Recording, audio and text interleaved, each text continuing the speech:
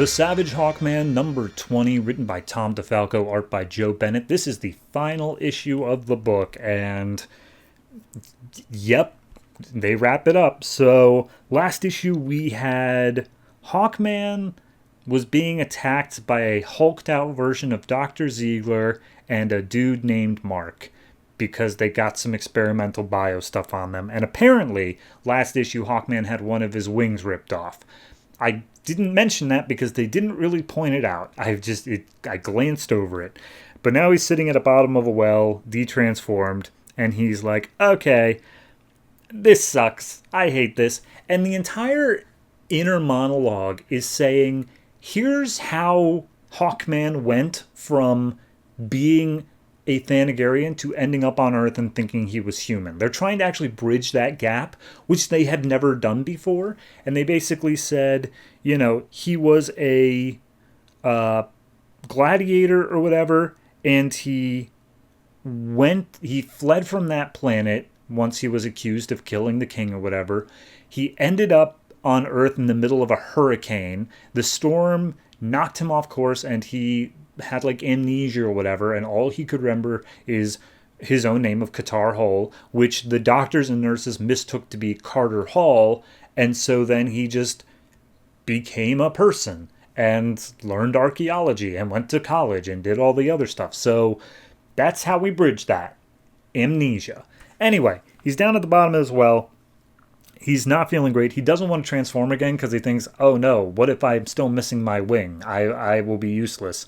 So he pulls out his cell phone, tries calling the JLA, but he's at the bottom of the well, so there's no signal. So he starts trying to climb up the edge of the well. His nth metal keeps on trying to come out, and he's just like, nope, I'm not going to. That's too traumatic right now. Not going to do it. And then he falls back down to the bottom again. Meanwhile, at the top, hulked out Ziegler and hulked out Mark are fighting each other because Mark wants Emma, and Ziegler's like, no, I have to protect my daughter.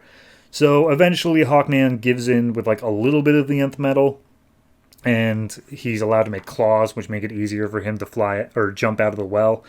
And when he gets up to the top, he finally dials for Amanda Waller, and she's like, what do you need, Hawkman? And he's just like, send people help. And then he collapses from exhaustion and goes unconscious.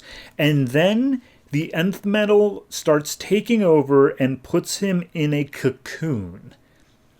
So anyway, the fight between Mark and Ziegler goes on. Mark has the upper hand. Emma's freaking out and is asking the doctor, like, what? How do we stop him? What do we do? And he's like, I don't know. This was never supposed to be part of Project Blockbuster. And she's like, dude, you named it Blockbuster and you didn't think this was bad? And he's like, no, you don't understand. It's about breaking down the blocks in your mind from Alzheimer's disease. And she's like, that's a stupid reasoning. But regardless, what do we do to stop Mark? And he pulls out a medallion that Mark's dad gave him and says, here, maybe you can like reach down inside him and do the whole sun's getting real low thing. So she walks up and confronts Mark, and she's like, hey, you want to calm down, big guy? Look at this medallion. Your dad always said that you were special. And he's like, special? Oh, yeah, no. You think I'm too dumb to know what special means? It means anything but. And so he freaks out, and he's about to attack Emma. And then the cocoon all of a sudden just breaks open, and coming out of it, he comes Hawkman in new super battle armor. Buy your toys now. And he says, Carter Hall is dead. Qatar Hall is all that remains. And he says, release the woman or face me. And Emma's like, you look different and you sound different and you like are barely acting human anymore. What's up, Carter? And he's just like, screw it, enough talk. And he goes and attacks Blockbuster because, of course, he took the name Blockbuster. And Blockbuster's, laying down all the hits, doing everything he can, but like nothing is actually affecting Hawkman anymore in his new battle-ready form. Dr. Ziegler collapses and starts like going into a seizure. And as he's like shrinking down, he's like, where's Carter? He has to provide for you and protect you. And she's like, I can protect myself, Dad. Don't worry about him. Plus, I think he's gone. So the fight between Hawkman and Blockbuster is epic and amazing and super cool and whatnot. Ziegler shrinks back down to normal size. Turns out he's fine. He's cool.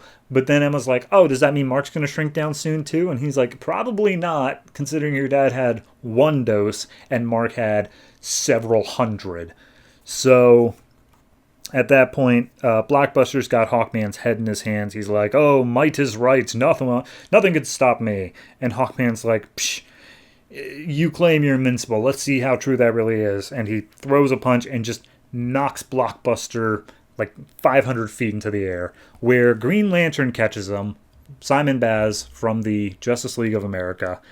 And he's like, yep, nope, we're here. We'll take care of him. So Emma calls up Hawkman on a cell, and she's just like, hey, we need to come down and give our witness statements, but like you need to give yours as, Carter Hall. And he's like, that's not really gonna work for me. I gotta go with the JLA to take care of some stuff, and then also I think I just need some time to sort things out as to who I really am now. And she's like, oh, well, when do you think you'll be back? He's like, don't know. Right now, all of my attention goes to my prime initiative of the Justice League of America. The end. So yeah, he gave up his humanity. It's sad. Of course he did. It's, Carter Hall died and he became Hawkman entirely. And to be fair, okay, I think it's the best kind of way to end this book where there actually is some sort of change, because otherwise, what's the alternative? Is that he just maintains his humanity as he has since issue 1.